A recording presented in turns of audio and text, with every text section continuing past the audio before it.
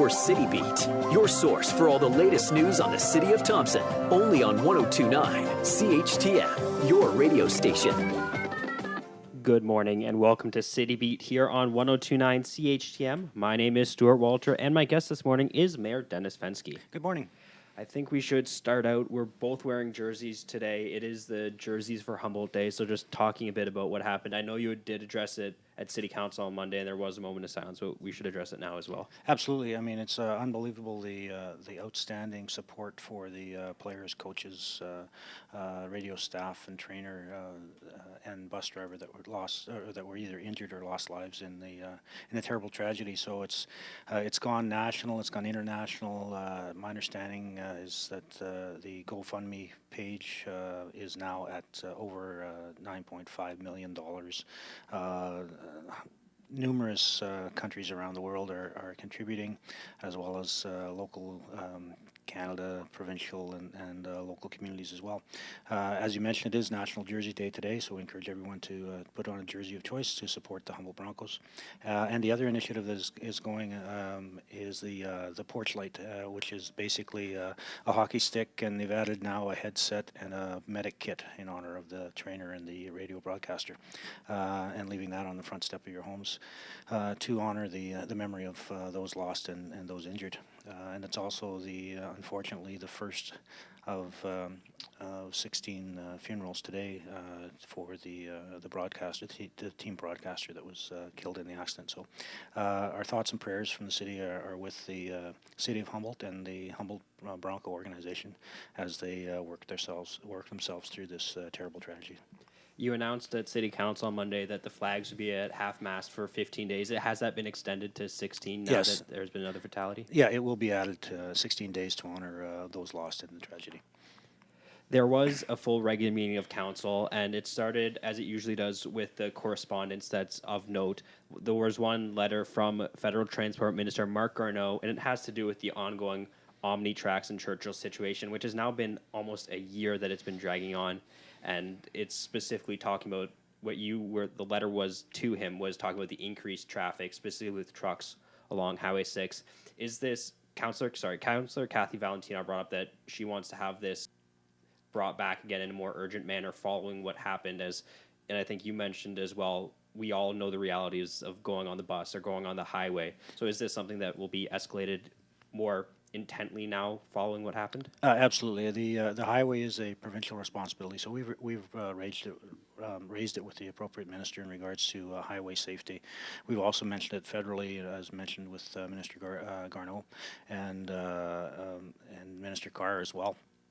The problem is that with Omnitracks making the decisions not to repair the track and the loss of the track, it's increased bulk fuel trucks traffic to Thompson to service Thompson and the surrounding area.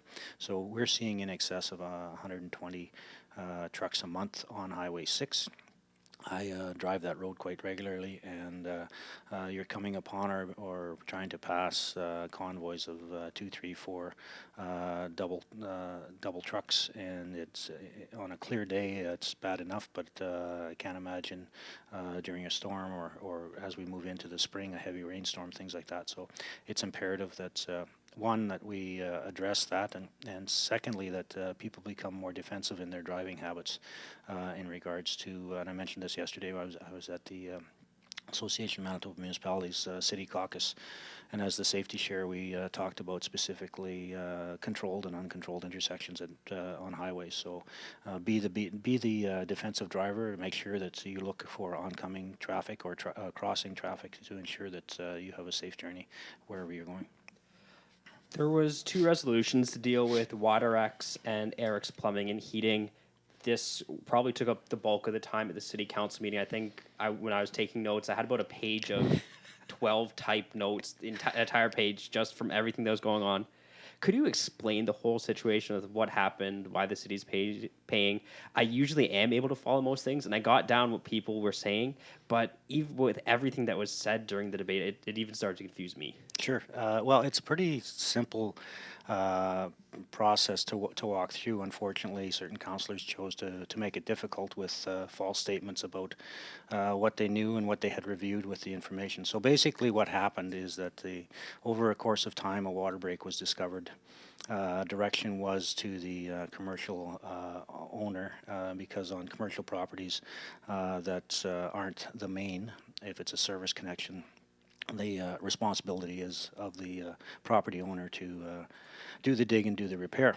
And so through a number of tests, it was determined that that the break was assumed to be a service break. And so the owner of the building was instructed to repair that leak.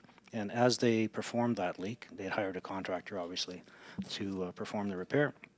As they dug into the leak and got to the service line, it was discovered that it wasn't the service line that was leaking, it was actually the main. And so once it becomes a main issue, then that's the city's issue. And we were informed by the contractor and the commercial property owner that this was now a city responsibility.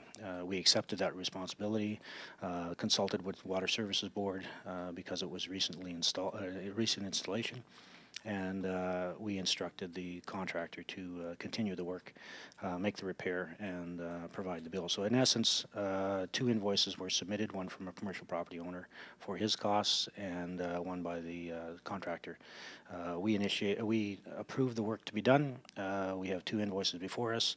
The invoice had been reviewed with council 2 weeks prior and had been reviewed in detail with councillors that said they knew nothing about this. So in fact, that was not true, which muddied the waters, as you said, in taking notes and trying to figure out what was going on. So at the end of the day, we have a process to approve payment by resolution. The 2 resolutions, the work was performed, we owed money, we pay our bills, and so that was the end of the day. The resolution was passed, and we will make payment to that. We will seek on another venue warranty work and what we can reduce our cost, because this was a recently installed main, and so we will be pursuing that with our insurers as well. There was another resolution, I believe it was the last one on the agenda, to approve Councillor Byers' attendance at Vision Quest. What is Vision Quest, and why is it important to have a city representative there? Well, basically, it's an economic development opportunity for our community to showcase what the opportunities are in the north and in Thompson for investment.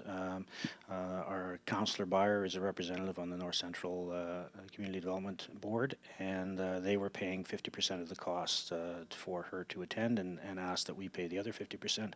Given our economic times and that we want to get the message out that Thompson's still open for business and still a good place to invest and explore, we supported the resolution to send Councillor Byer to Vision Quest. And where is it taking place, and when is it? I believe it's in Winnipeg, and I believe in the next week or so. Moving on to one of the favorite topics of everyone here in Thompson, public works and public safety. Could you provide a brief update? Sure.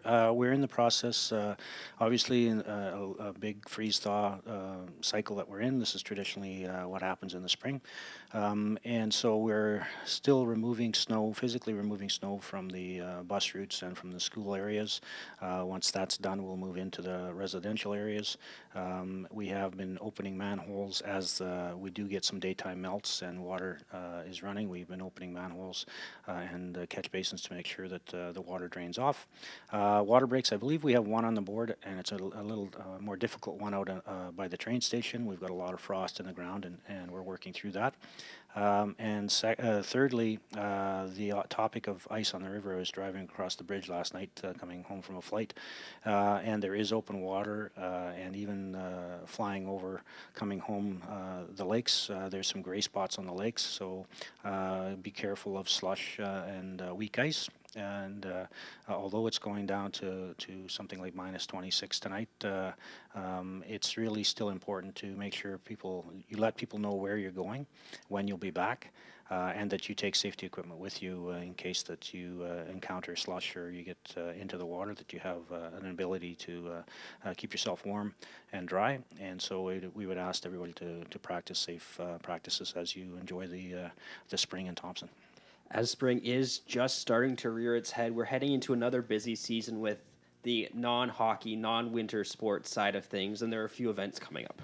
Absolutely. The Knights of Columbus, the annual track meet, is scheduled for April 20th at the TRCC. We encourage, the kids always like it when there's big crowds out, and we usually do have big crowds, so I encourage everyone. I would like to thank the Knights of Columbus and all the volunteers that work in the background to make sure this happens, the School District Mr. Lake and the phys ed departments. And so, again, April 20th at the TRCC. Secondly, we have a girls' art workshop April 21st. Again, gender-based and encouraging girls to get involved in the art world. So look forward to that one. And of course, one of the biggest events in our community is the Relay for Life, April 28th, again at the TRCC. As we support the research for the cancer and resolving or solving the issues of diagnosis and treatment and things like that. So we are noted as to being one of the best Relay for Lives across Canada. So I would encourage everyone to come out and support survivors and also to support the research efforts that are being on. And the last one is the National Day of Mourning is April 28th. The local steelworkers will be organizing that, and I would encourage everyone to come out to the Steel Center and recognize those that have lost their lives during their performing their work at workplaces. And so again, National Day of Mourning on April 28th. Well, thank you so much for joining me this morning, Mayor Fenske. Thank you. If you have any questions you'd like answered next week, email them in advance to CHTMnews@arcticradio.ca. For City Beat here on 102.9 CHTM, I'm Stuart Walter. City Beat will be back next Thursday morning at 11:30 with more news about Thompson.